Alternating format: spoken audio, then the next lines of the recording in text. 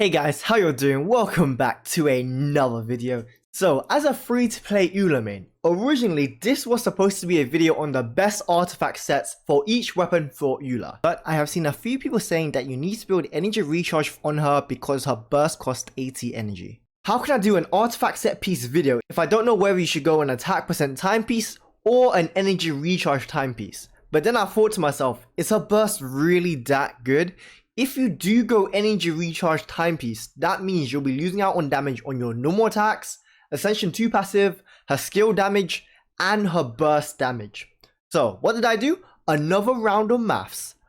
Oh my god, look at all of those numbers. I didn't want to go ham on the maths like this, but since a lot of people have been complaining on my last video how I supposedly missed out a lot of things, I decided to go ham.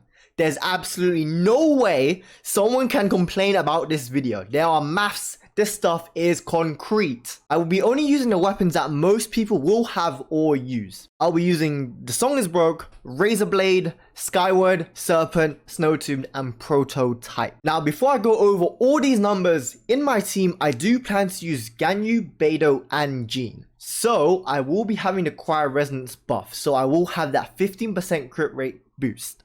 Alright, so let's go over the numbers and how I achieve them. Alright, so first, we have the base attack. This is simple. You add the weapon base attack to Eula's base attack, and we get the base attack. Simple stuff. Okay, next up, we got how I did the attack percentages. So we got the substats. We will be using this key here. So we will always have a 20% attack substat. So I was figuring out the maths whether it was better to go an attack percent goblet or physical damage goblet. And it turns out that getting the physical goblet is better than getting an attack percentage goblet. So we get 58.3% here and we get nothing in attack. I will be assuming we are using the Pale Flame set with the 4-piece active at all times. So we get a set bonus of 18% attack boost. And we got the weapon attack here. Song of Broke is 16. When its passive is up, it gets 36. Wolf's Gravestone 69.6. Blah blah blah blah. Numbers. Okay. So to get the total attack, what we do, you can see that the key is here, right? I can show you. We do the total base attack multiplied by the total attack. We add 1, so we get a positive gain. And then we plus 311 from the feather. And that is how we get the total attack. Next up, how I calculate the physical side. The physical bonus. So, all these weapons will get... I did the maths and I made sure it was as balanced as even. So, for the Snowtube and Serpent Spine, it is better to go for the attack percentage goblet rather than the physical goblet. Because they don't have it innately. But for all the other weapons, better to go physical goblet. Alright. Okay, so the reason why we do not take a physical goblet on Serpent Spine and Snowtube is because they already have so much bonus damage from the weapon bonus. It's actually bad to go another physical damage bonus, and it's better to take the attack percentage goblet on these guys. Okay, so now you might be wondering, why is a total physical damage bonus over 200? Well, it's because we need the base 100%, because when we do the multiplication, I don't want to be adding a 1 to every single bonus. So this just makes it easier for me when I do the calculations, but do not worry. And the reason for this is because if you multiply anything by 0, it will turn out to be 0. So by making sure it's a 1, it's not gaining any damage bonus. Do not worry. It's just multiplying by the true amount. Alright, so we add this all up and we get the total physical damage bonus here. Next up, we've got the cryo bonus. Because we're using the Pale Flame set, they don't have any cryo bonus. The only cryo bonus you get is from the Serpent Spine and the Skyward Pride. That's listed here. And these are the only weapons that do get a cryo bonus. Next up is crit rate. We have 5% base crit rate already from Eula. Then we get 50% crit rate from Cryo Resonance, giving us a total of 20% crit rate. We will be using the key here, like I said before. So we come up with around 28% crit rate on every single substat for artifacts. Most of these weapons will use a crit rate circlet, so they will get a 31.1% crit rate boost. Apart from the Serpent Spine, because it already has innate crit rate from the weapon bonus, it does not need to run the crit rate circlet. We add these up all together, and then we get our total crit rate, which is listed here. Next up is the crit damage. Eula base has 88.4% crit damage at max 90 level. From the substats, we'll get 70% crit damage, and for the Serpent Spine, because we're running a crit damage circlet, the crit damage circlet from the substat will be lower. We add these all up, and then we get our crit damage, which will turn out to be these values here, 160, and then Serpent Spine obviously will be a bit higher because it does come with crit rate and the weapon. Now, the way I calculate the crit damage, all you do is multiply both these values together, as you can see highlighted. We add the 1 because when you crit, you will be doing 100% of your damage plus the amount of crit damage you do. Because if you had 50% crit damage and you do 100 damage, right, you don't do 100 times 0.5%, you do 150 because you already have the 100% because that's the damage you normally do. Because if you multiply 100 by 0.5, you get 50 damage, and that's just not right. We add the 1 so that calculations along the line is a lot easier, and I don't need to add the 1 later on. Like the same I did with physical damage and the cryo damage bonus. Next up, we got the energy recharge. I will just assume that you are using the energy recharge timepiece and you don't roll any in substats. Do I think you need to roll energy recharge in substats? No, but I'll show you why later on. So with the Scoured Pride is a special case. It already has energy recharge. So what I did is that I gave it more attack. So because the Skyward Pride already comes with energy recharge, I gave the Skyward Pride an attack percentage timepiece and then a physical damage goblet. So that's why there's 0 here. Eula has a base 100% energy recharge. Every character does. We just add the extra, so we get 151. This is important, so when we calculate the burst, we can find out the actual downtime of the burst. So the more energy recharge we have, the lower the downtime will be. All right. So every single weapon has, so some weapons have a passive that deals extra damage. The most accurate way to actually calculate the damage is to look at how much damage it does per second. If you do 100 damage every 5 seconds, it's a lot better than doing 150 damage every 10 seconds. Because maths. Alright, so the way it worked out for the Skyward Pride, it does 640% attack damage for the whole entire duration. But it is tied to the cooldown of her burst, which works out to be 32 seconds. I'll get into how I did that maths later on, but that's all you need to know for the Skyward Pride. Skyward Pride is just a special case because it relies on the cooldown of the burst. Okay, for the Stone Tomb, it's pretty easy on how I got this number. So when you activate its passive and someone's affected by a cryo, it will deal damage equal to 200% of your attack. And it occurs every 10 seconds. So because it occurs every 10 seconds, it will deal 20% every second. Yeah? Then with the Stone Tomb R5, it does 360 damage every 10 seconds. Divide that by 10, we get 36% damage every second. Same thing with the Prototype. Oh god. Prototype was wrong. Oh, how did I do that? Oh my god. Don't tell me I did the same thing. Alright, this is actually 32. Let me change that. There we go. 32. Perfect. Okay. Cool. Whoa. How the hell did I keep those two values the same? Alright, corrected. And then so we get the damage per second. How I did this? Well, I just did every single of these values multiplied together. Yep. So for this, we do the total attack multiplied by the physical damage bonus, multiplied by the crit damage. And a lot of you guys have been saying, I've been skipping out the Skyward Pride, like telling me, Steven, oh, the Skyward Pride can crit. Guys, I already taken that into account in my calculations, okay? So relax. On my last video, a lot of people complained that I didn't take that into account. Guys, I literally did. You can literally see it here. G6, like, come on, guys. All right. Whoa. No. Okay. No. Whoa. Go back. The hell? Stuff. The hell? Okay. Cool. All right. So I can hide this now. So I looked up a clip of her attack string combo, and it looks like it takes around 5 seconds for her to do her attack string combo. And within her attack string combo, she will deal 1000% damage in total. So how we calculated the attacks per second, we just did the attack combo divided by 5 seconds.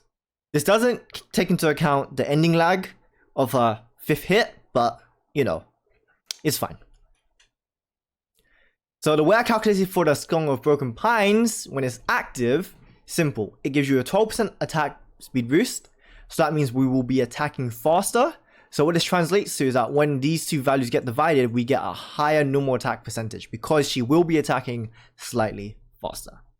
Right, so in total, these are the damage that these bad boys will do in total. You can see that the math checks out. We multiply the total attack by the physical damage bonus, multiplied by the crit damage, effective, crit rate to crit damage, multiplied by the normal attacks per second, giving us the amount of damage you do per second. Guys, just note that this will not be the amount of damage you do. This still has to go through the enemy resistance and the enemy defense. Yes, the enemy resistance and the enemy defense both have different reduction multipliers. So, you know, when you do proc your superconduct, you will do around this damage, a bit less probably, but just so I don't get freaking like bombarded with people saying, oh, you don't take into account this, you don't take into account that. Guys, we're just gonna ignore the enemy because the maths, you know, this is already good maths. We don't need to go even further into the maths. So we can hide that. Cool. So for the skill damage, this was for her skill, that was pretty simple stuff. If you do run a double Anemo comp, her skill damage will increase because you'll be able to spam her skill a lot more. And also your energy recharge will also increase, technically speaking, because you will be able to spam your skill more. But I won't get into that too much, because I doubt anyone's going to run a double Anemo comp for Eula. Alright, so the way we calculated skill press damage, that was pretty simple. For all of these talents, I'm going to use her level 9. I think that is a nice baseline for everything, so we'll just use a level 9. So when you press her skill damage, when you tap her skill damage, you'll deal 248.88% damage. We know that the cooldown of a skill is 4 seconds, so what we do, we just do 248 divided by 4 seconds, which gives us this value of 61.22%. And then to figure out the damage, we do the total attack multiplied by the cryo damage bonus, multiplied by the crit damage, multiplied by the ratio, which gives us the damage. So you can see how the number one value comes into play here, because if this was 0, guys, if this was 0, oh god. Okay, the maths are too good. Okay, if I didn't do the +1 here, guys, look what happens to the skill damage. It turns to 0. That is why I need to add the 1, because it saves me from adding 1 to all of these numbers. All right, so we get the skill damage per second. This is pretty solid stuff, don't need to explain that. So if I were to hold, actually surprisingly does less damage than the tap. So the hold damage of the skill does 417.52%. We divide that by 10 seconds, which is the cooldown of the hold, and so we get this much hold damage per second. Okay, so to calculate the hold damage, that's pretty simple. All I did was 417.52% divided by 10 seconds, which is the cooldown of the hold, gives us 41.75%. Then we just multiply it by these bad boys, and then we get a hold damage per second. Simple stuff, yet again. So for the ice wall damage, that's pretty simple. You will probably have 2 stacks when you use this.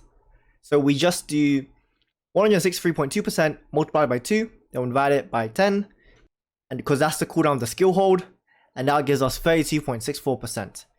Wall damage per second, we multiply all these bad boys together, and we get the wall damage per second. Simple stuff. Next up is the A2.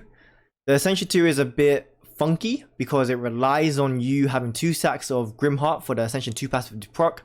It does 50% of the burst lightfall base damage, and then we divide it by 18 because for this to be active, you have to do skill, and then hold your skill. And that is 4 plus 4 plus 10, which is 18. We divide that and we get the damage per second for the A2 passive, and it turns out to be this, multiplied by total attack, multiplied by bonus, multiplied by the crit damage effectiveness, multiplied by the ratio, then we get the value here. Simple stuff, yet again. Alright, the burst is probably the most complicated part of the whole entire mathematics here. So your burst is actually tied to how fast you can actually get back to AC energy, right? So I will be posting the flat values of level 9 right here. From the Eula main subreddit, it seems to be that they believe that you'll get around 8 stacks on the passive with just any weapon. If you have any attack speed, any 10% basically gives you an extra 2 because the second hit is 3 hits. So we'll assume you get 10 stacks with the Song of Broken Pines active, right? Okay. Next up is the energy cost. Now you're saying, oh, why is it 74 not 80? Well, basically it's like this. When you use her burst, you get a reset, right? So the combo is that you would use her skill or her hold skill, and both of those generate 2 cryoparticles, right? Then you would immediately use her burst. Because of the burst animation and the time for the cryoparticles to take to travel to you, you will immediately get 6 energy back, right? So the actual energy cost is actually 74. So the way I calculated the energy per second was pretty simple. This is the team I'm using. Ganyu will generate 4 cryoparticles every 10 seconds. We do 4 multiplied by 3 because Eula is cryo. That gives us 12. Then we divide that by her skill cooldown, which is 10 seconds, so we get 1.2. Same thing happens with Beidou. So same thing applies to Beidou, but we don't multiply by 3. Same thing also applies to Jean, but we don't multiply by 3. For Eula, her skill gives her 2 cryoparticles per 4 seconds. Multiply that by 3, so 3 times 2 is 6. Divide that by 4, which is her skill cooldown, and that gives us 1.5 seconds on average. So how I would calculate the time it takes. So all I did was I did the energy cost, which is 74, divided by the energy multiplied by the energy recharge, and then we multiply it by that value by 2. Why do we multiply it by 2? Well, so I'm going to assume that you use Eula, then you switch into a different character. That switching cooldown is 1 second. You use that character skill, burst, whatever. But you have to switch back into Eula so she can collect the full amount of energy. If she isn't the active character on the field when the energy is collected, she will receive less. So that's why we multiply this value by 2. Then we add in 7 seconds because during that 7 seconds, when you use your skill, then we add 7 seconds because when you do your combo, which is tap skill, burst, then hold skill, there's a 7-second time frame where you cannot switch characters, nor can you gain energy. This value will be smaller because enemies also drop energy particles. Okay, so realistically, it won't take 33.8 seconds. Sometimes it might be higher, sometimes it might be lower. That just depends on gameplay, but on average, this is what you're looking at with a 151.8% energy recharge. If you do have better batteries on your team, the time it takes for it to get a burst back up will be smaller. Anyways, okay. So how did I calculate the burst damage and the burst physical damage? There's a bit more to this and I'll show you why. Alright, so you're thinking, what the hell why is there so much? The reason why is because it's very complicated why this is. Alright, let me show you. So when you use your burst, right, we will be taking the burst skill damage and we divide that by 33.8 seconds. Yeah? Then next up, when you use your burst, you get a skill reset. When you get your skill reset, you will be most likely holding the skill. So we take the value of the skill damage when you hold, which is 417.53. Then we divide that by the time it takes for you to get your burst back up, because it directly ties to the burst cooldown. And also we'll be assuming you have 2 stacks of Grim Hearts, which means you will proc the Ice Wall brand damage, 163.2%. Multiply that by 2, we get 326.4% damage. Then we have to divide that by the time it takes for the cooldown again. And that is how we get the value for the burst, because it does tie to your skill somewhat. Okay, time for the burst lightful damage. Because you also get a reset, assumably you'll get 2 stacks of Grimheart. That means you will proc your A2 passive, right? That's why there are 2 values of numbers here. You got 1 here, which is your burst lightful damage. The way we calculate this is that we do this, bada bing, this. We look at the burst lightful damage, which is AT2, multiplied by AU, The damage per stack is then multiplied by AV, which is 8. So these two get multiplied first, then they get added together. Then we multiply that value, which is the ratio, by all of these bad boys here. Then we have to divide it to find out damage per second, which is tied to a CD. Next up, we do the same thing. For Ascension 2. The Ascension 2 will do 50% of the burst lightfall damage. So, how do we calculate the burst lightfall damage? So, we look at the burst lightfall damage, which is this. And then we need to add that to the damage per stack multiplied by the stacks that we possess.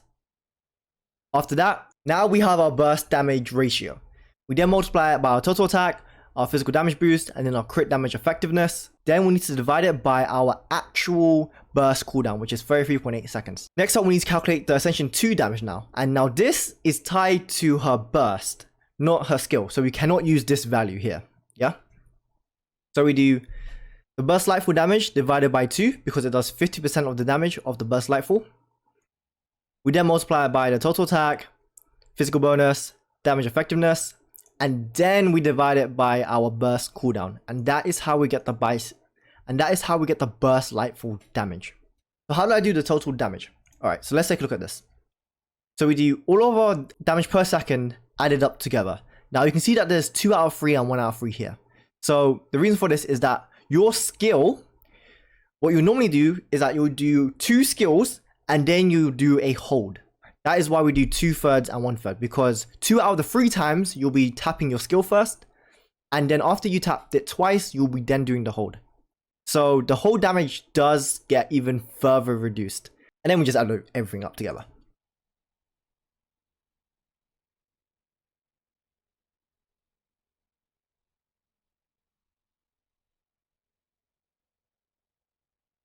Now, the part that all of you guys have been waiting for. Sorry I had to explain the maths because I really don't want to get a lot of people complaining at me that I've done the maths wrong. So there's no way the math is wrong here, alright? This is the actual damage you'll do, realistically, if you were to have perfect artifact sets. Anyways, now let me show you. So now, the original question of the video. Is it better to run an energy recharge timepiece on Eula or an attack percentage? As you can see here, the normal attack damage that you do per second beats the burst lightfall damage. Plus, because you're going energy recharge, you're sacrificing all of these damage numbers. Alright, so let me show you what happens when. So let me show you what happens.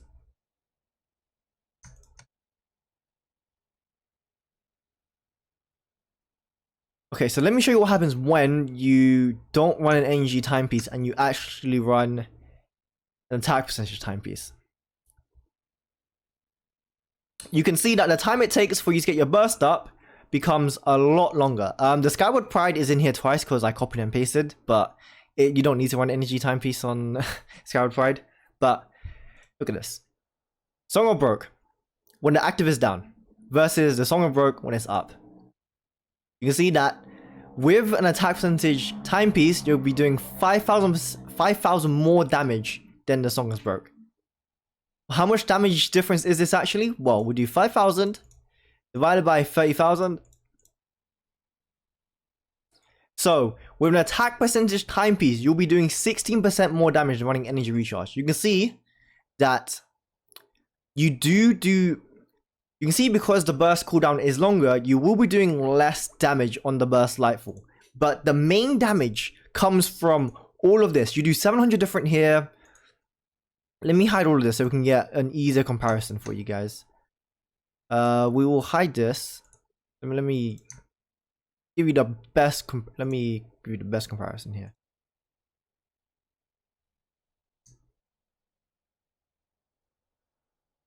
Alright. So you can see that we have 5,000 damage difference here, 600 damage different here, 500 damage different here, 400 damage different here, 400 damage difference here again. You only gain a 200 damage increase on the burst, and then you get a 1,000 damage increase on the burst for the physical portion. The majority of her damage is coming from her auto attacks and not really her skill, but her skill does still do quite a bit of damage if you look at it. but the majority of her damage is coming from her normal attacks because her normal attack ratio is balls to the deep, very high, extremely high. So, do you run energy recharge or an attack percent timepiece on Eula? Simple as it is, guys. Attack percentage all the way. So guys, as a little makeup for my last video, let's actually see how the weapons rank up. And I exclude the Black Cliff Slasher and other gacha weapon because people were complaining that they weren't free to play. Like, come on guys, some people own those weapons, so that's why I included it in the video. But we'll ignore that. Alright. So let's look at the actual damage rankings. So, Song of Broken Pine active is a lot better, obviously, than Wolf's Gravestone. This was a given. Alright? But what we'll do, the good thing about the Song of Broken Pines, guys, is that we can actually see the average damage that it does. Right? Because 8 seconds of the time, you'll have the passive up. And then 12 seconds of the time, it'll be down. So, we just do the amount of downtime it is, added by the amount of uptime it is, divided by 20. And then we get the average damage output of the Song is Broke. And that leaves us with 3,822.9. I'm not going to do this because, I'm not going to do this one because we found out the energy recharge sucks. Don't build on her. Don't know why you ever would. So what we can do, we can hide this. The Wolf's Gravestone is a bit hard to calculate because we cannot. Its passive uptime is very inconsistent. But the main thing I want to highlight, guys, is that if you are a dolphin, yeah, that's right, I won't use the term free to play. If you're a dolphin, right, and you can wait 40 days times 5 to get the Serpent Spine, it actually beats the Song of Broken Pines by 1,000 damage. And how much better is that? Well, we do 39187 divided by 38229. And that gives us, it is, guys, it's 2.5% better. It's 2.5% better. A Serpent Spine R5 is 2.5% better than the Song is Broke. If we calculate the average. If the passive was up, obviously Song of Broke beats the Serpent Spine. You know, we can... It's obviously here, it flaws it, but obviously there is downtime. However, actually, we are forgetting one thing. That this weapon gives a 20% damage boost to your whole entire team. So actually, Song is Broke. Let me change that color. Whoa. So actually, the Song is Broke, even though the Serpent Spine is higher, we're not taking into account the 20% damage boost to your team, so Song is Broke is obviously better than Serpent Spine. But yeah, full rank as a weapon, its Song is Broke, Wolf's Gravestone, Skyward Pride. No, actually, Serpent Spine is better than the Skyward Pride, guys. Serpent Spine is better than Skyward Pride. Wow. That's crazy. Alright, let me filter this so we don't get the energy recharge, because that's going to be confusing. Damn it. That's not how I wanted to do it.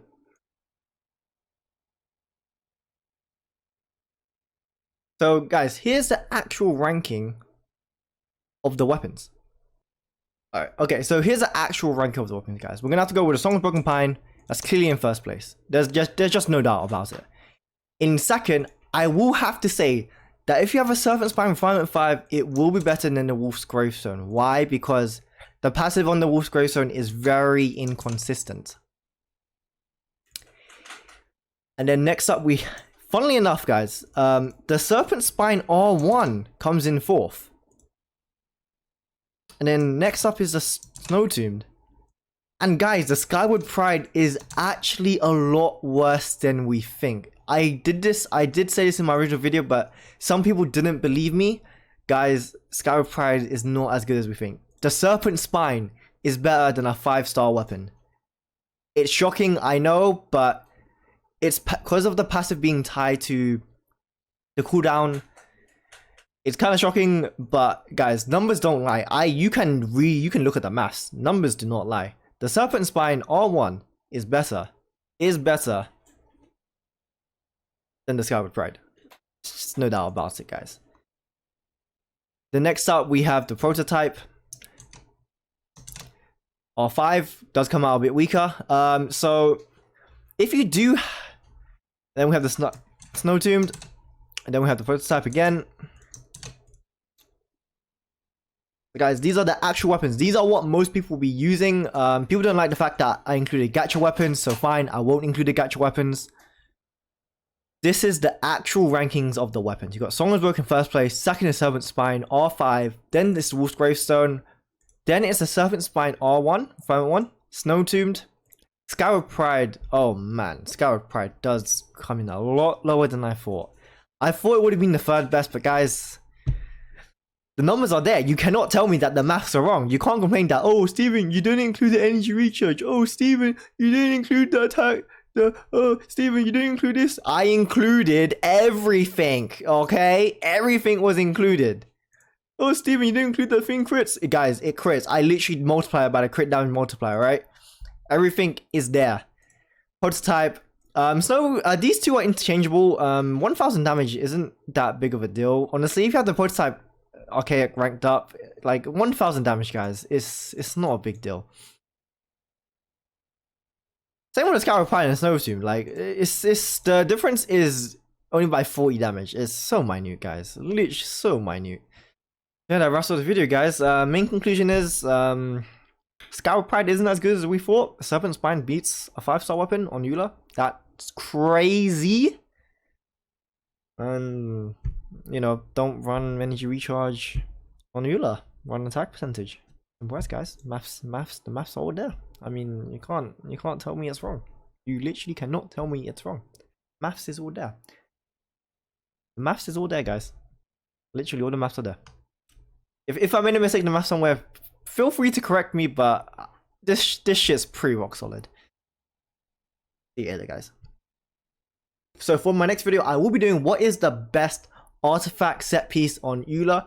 Pretty sure it's the Pale Flame, but I do believe the 4-piece cryo set is going to be a lot better than we expect, because the crit rate boost will be applicable to the cryo damage.